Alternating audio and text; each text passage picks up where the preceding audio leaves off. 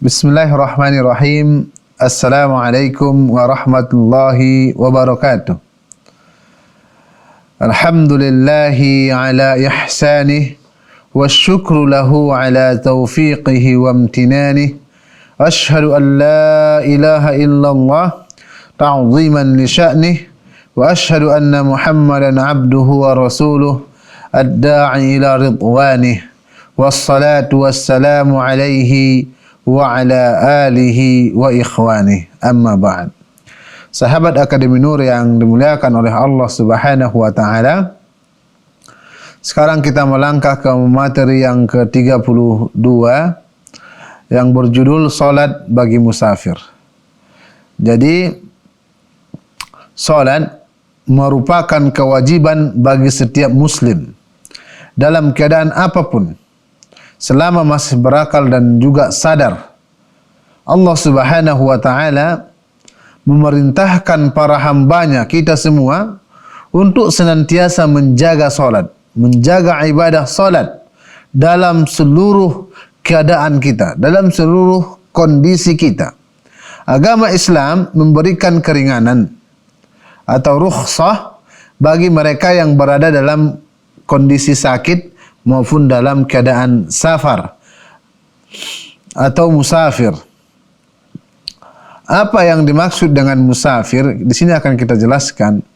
Musafir itu berasal dari bahasa Arab, merupakan subjek atau pelaku ya dari kata safara yusafiru. Jadi subjeknya adalah musafir atau orang yang dalam bepergian. Sedangkan safar artinya adalah menempuh perjalanan, yaitu kegiatan meninggalkan wilayah domisili kita. Kita tinggalkan tempat kita tinggal dengan niat menempuh perjalanan menuju suatu tempat dengan jarak tertentu untuk tujuan tertentu. Jadi musafir itu dia ada menuju jarak tertentu ataupun tujuan tertentu.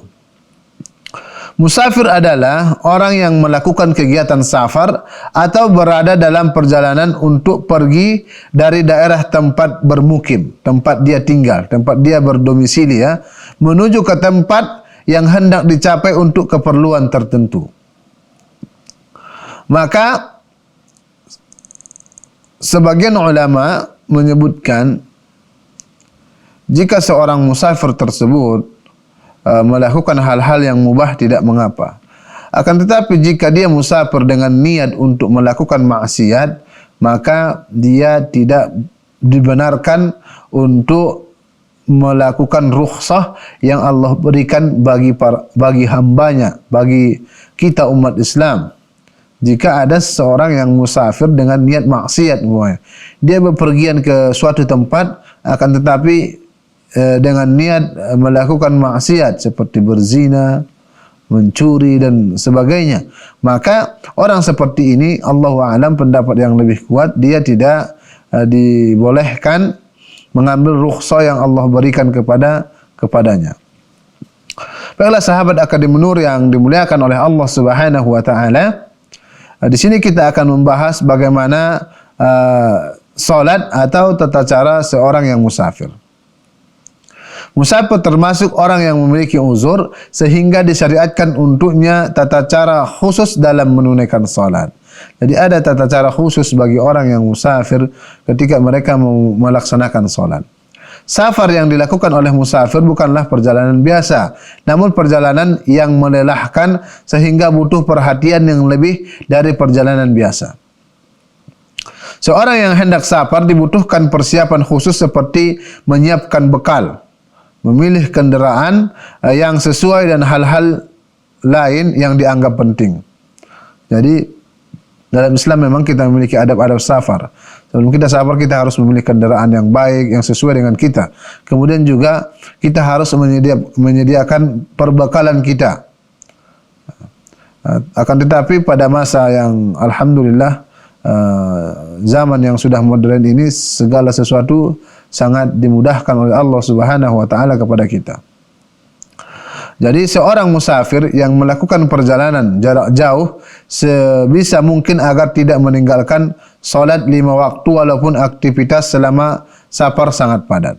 Di sini jelas orang yang safar bukan menjadi alasan atau sebab seseorang itu dibolehkan atau dibenarkan bagi dia untuk meninggalkan solat. Tidak.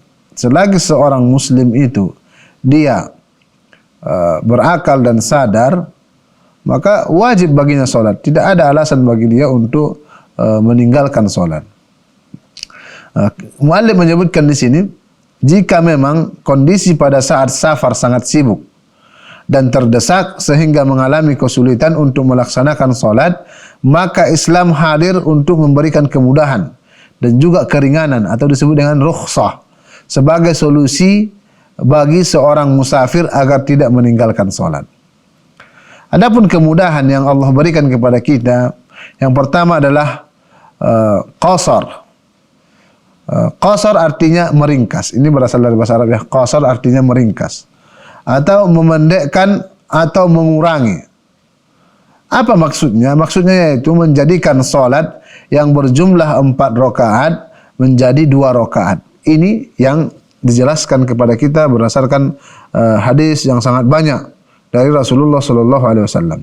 Jadi yang boleh kita qasar itu hanya solat yang mempunyai 4 rakaat. Seperti solat zuhur 4 rakaat kita qasar menjadi 2 rakaat.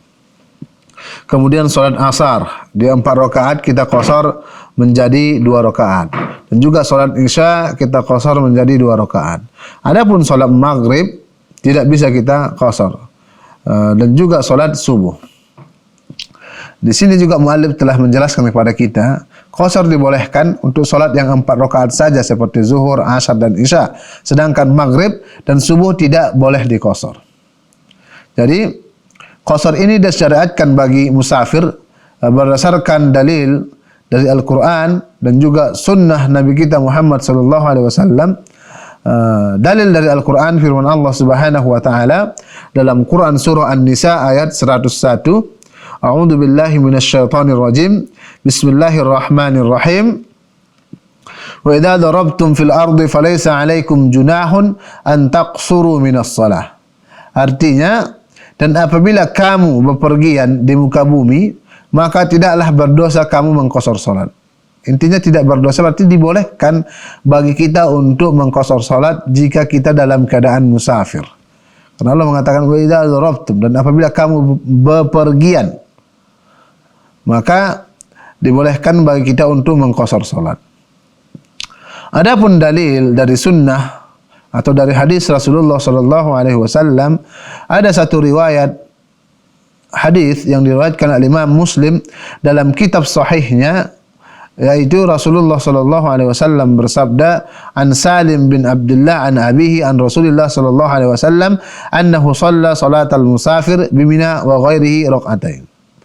Dari Salim bin Abdullah dari ayahnya dari Rasulullah sallallahu alaihi wasallam, beliau salat musafir di Mina dan di tempat lain 2 rakaat.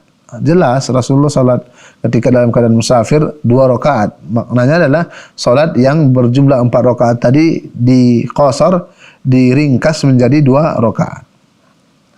Kemudian bagaimana cara salat qasar bagi musafir? Caranya sama halnya dengan tata cara solat seperti biasa. Hanya saja solat qasar ini dilakukan dengan cara meringkas solat yang 4 rakaat menjadi 2 rakaat, yaitu 1 tasyahud. Yang biasanya 2 tasyahudnya menjadi 1. Tetap kita menjalankan rukun-rukunnya dan juga wajib-wajib solatnya dan juga sunnah-sunnah solatnya. Seperti membaca Al-Fatihah juga tetap kita baca dan juga surah yang lain setelah Al-Fatihah. Jika seorang musafir mengqasar salat Isya, maka salat Isya tersebut dilakukan hanya 2 rakaat dan setelah rakaat kedua langsung salam. Baiklah sahabat Akademi Nur yang dimuliakan oleh Allah Subhanahu wa taala. Di sini ada catatan ya tentang salat qasar ini. Yang pertama, musafir yang boleh melakukan qasar adalah mereka yang melakukan safar berdasarkan ketentuan dari kebiasaan masyarakat daerah setempat, urf. Memang ini pendapat yang paling kuat di kalangan para ulama. Tidak ada jarak tempuh yang ditetapkan oleh Rasulullah sallallahu alaihi wasallam bagi orang musafir. Maksudnya adalah jarak tempuh itu dijadikan sebagai dasar. Jika dia sudah menempuh jarak tertentu, maka dia sudah dikatakan musafir. Memang pendapat jumhur ulama mengatakan 80 km itu adalah jarak yang sudah dibolehkan bagi kita untuk mengqasar salat, karena jarak tersebut menurut jumhur ulama adalah jarak yang sudah dikatakan musafir. Akan tetapi Allahu a'lam, pendapat yang lebih kuat bahwasanya walaupun ada di bawah 80 km, dan jika itu sudah kebiasaan manusia menganggap itu sudah musafir, dia tetap dikatakan atau dihukumi adalah hukum musafir. Karena tidak ada jarak tertentu yang ditetapkan oleh Rasulullah sallallahu alaihi wasallam kepada kita. Jadi ketentuannya adalah al-urf, kebiasaan. Jika di suatu daerah kita biasanya kalau sudah jarak tempuh tersebut dianggap dia musafir, maka berlakulah kepada dia hukum musafir. Muallif menyebutkan di sini, jika perjalanan jauh yang dilakukan oleh seorang sudah dianggap safar secara uruf, secara kebiasaan masyarakat daerah setempat, maka ia sudah dikatakan musafir dan boleh mengqasar salat. Namun mayoritas ulama berpendapat bahwa batas jarak safar sekitar 80 km. Ini yang saya katakan tadi. Kemudian catatan yang kedua atau yang terakhir ya, musafir diperbolehkan melakukan qasar salat, maksudnya mengqasar salatnya, meringkas salatnya apabila telah berangkat dan meninggalkan daerah tempat tinggalnya. Ini catatan yang penting. Berarti jika seseorang yang mau ingin musafir dan berniat musafir belum meninggalkan salatnya, maksudnya belum meninggalkan kampung halamannya atau tempat dia berdomisili, maka tidak dibolehkan bagi dia mengqasar salat. Dia harus meninggalkan dulu kampung halamannya. Baiklah sahabat Akademi Nur yang dimuliakan oleh Allah Subhanahu wa taala. Kita telah menyelesaikan yang pertama tadi, qasar. Salat bagi orang yang musafir. Yang pertama adalah qasar, meringkas salat. Kemudian yang kedua adalah jama'. Jama' artinya adalah menggabung, menggabungkan ya. Menjamak salat berarti menggabungkan dua salat wajib. Dua salat wajib dan mengerjakannya di salah satu waktu. Baik dengan mengerjakannya di waktu solat yang pertama, maksudnya di solat yang pertama disebut dengan jamak takdim ya. Kemudian atau dikerjakan pada waktu solat yang kedua disebut dengan jamak takhir. Solat yang boleh dijamak yaitu adalah solat zuhur dan juga solat asar. Kemudian solat maghrib dan juga isya. Adapun solat subuh tidak boleh dijamak dengan solat sebelumnya ataupun sesudahnya. Bagi musafir yang mendapatkan kesulitan atau masyaqqah dalam bahasa Arab ya, dalam mengerjakan salat di masing-masing waktu, maka dibolehkan menjamak salat. Dibolehkan bagi dia menjamak salat. Umpamanya menjamak maghrib dengan isya dibolehkan. Baik di waktu maghrib ataupun di waktu isya, atau menjamak zuhur dengan asar. Baik di waktu asar ataupun di waktu zuhur. Dan tata caranya adalah sebagai berikut. Yang pertama, melaksanakan dua solat fardu dalam satu waktu dan dikerjakan pada waktu solat yang pertama, seperti menjamak solat zuhur dan asar dikerjakan pada waktu zuhur, atau menjamak solat maghrib dan isya dikerjakan pada waktu maghrib, maka ini dinamakan jamak takdim. Ini yang kita katakan, melaksanakan solat, menggabungkan solat tadi di waktu solat yang pertama, zuhur dan asar kita kerjakan di waktu zuhur, atau maghrib dengan isya kita kerjakan di waktu maghrib, maka ini disebut dengan jamak takdim. Jamak takdim. Takdim itu adalah mendahulukan ya. Berarti menggabungkannya di waktu yang pertama. Kemudian yang kedua adalah cara yang kedua, menggabung dua solat wajib dan dikerjakan pada waktu solat yang kedua, seperti menjamak solat zuhur dan asar yang dikerjakan pada waktu asar, dan menjamak solat maghrib dan isya dikerjakan pada waktu isya. Maka ini disebut dengan jamak takhir. Jamak takhir. Jadi menjamaknya di waktu yang terakhir, di solat yang terakhir, yaitu zuhur dikerjakan pada waktu asar, maghrib dikerjakan pada waktu isya. Kemudian yang ketiga ya, jika musafir melakukan jamak takhir, maka melaksanakan solat berdasarkan urutan. Maksudnya jamak takhir ya, di waktu yang terakhir solat zuhur umpamanya dilakukan pada waktu solat asyar, maka dia tetap juga harus kita urutkan. Kita harus lebih dahulu dulu solat zuhur, kemudian solat asar. Kemudian keempat, bagi solat yang dijamak, maksudnya dijamak ya, kita menggabungkan solat. Azan dikumandangkan cukup sekali saja. Azannya cukup sekali, akan tetapi qomatnya pada setiap solat. Umpamanya kita azan sekali, kemudian qomat untuk solat zuhur, dan juga setelah salam solat zuhur, qomat lagi untuk solat asar. Jadi solat bagi musafir yang dilakukan dengan cara jamak telah disyariatkan dalam Islam.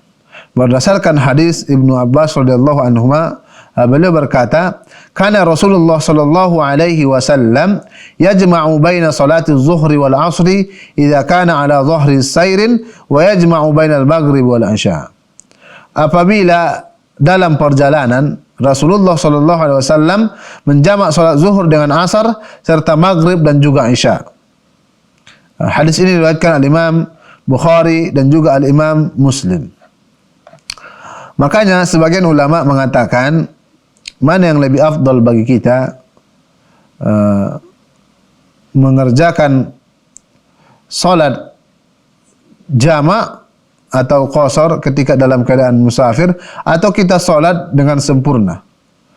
Maka sebagian ulama mengatakan jika dia sudah sampai tujuan dan dia sudah bergaul dengan orang-orang setempat, maka lebih afdal baginya untuk solat berjamaah di masjid dan menyempurnakan solatnya.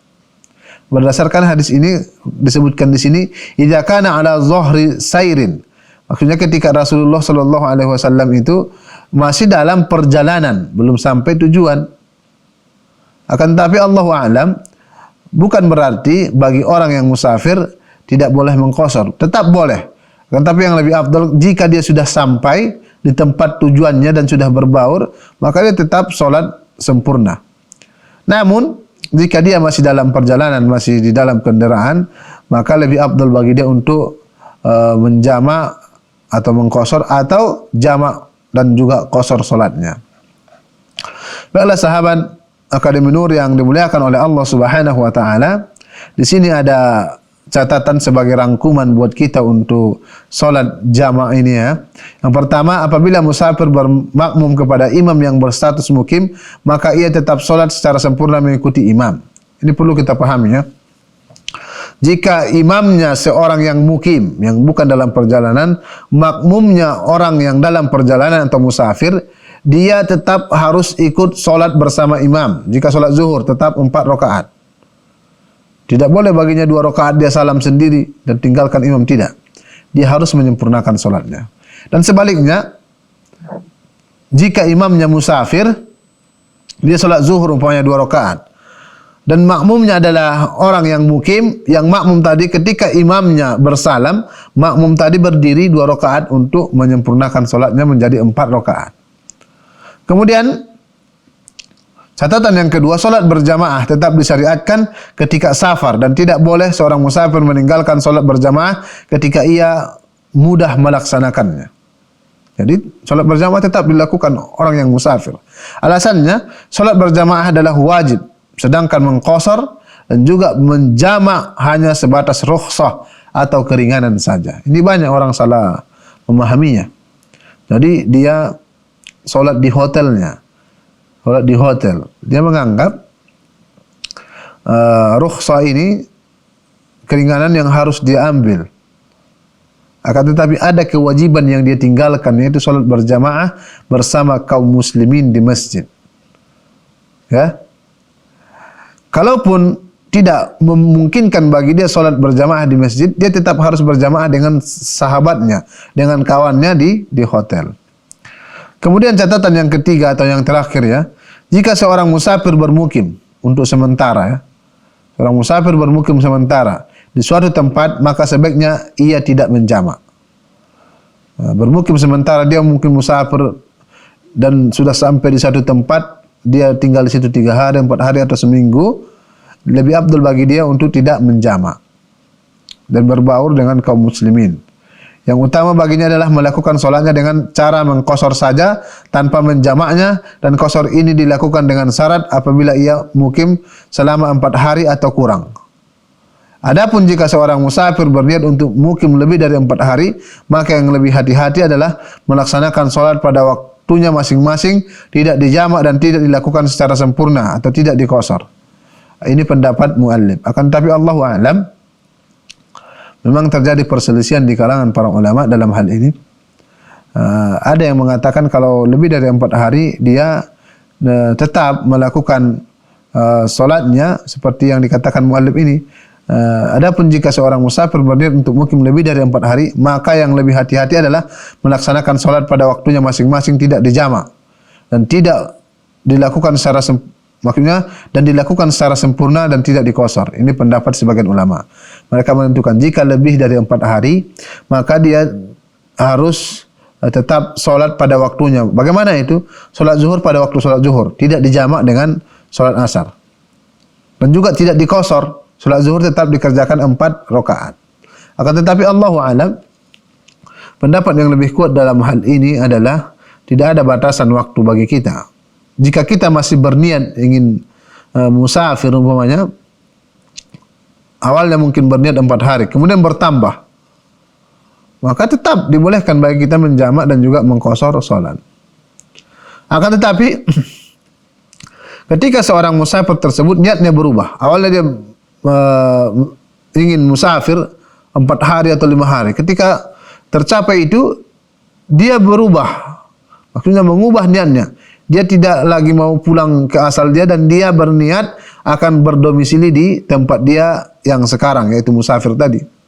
Maka ketika dia berniat seperti itu, maka hilanglah bagi dia hukum musafir tadi.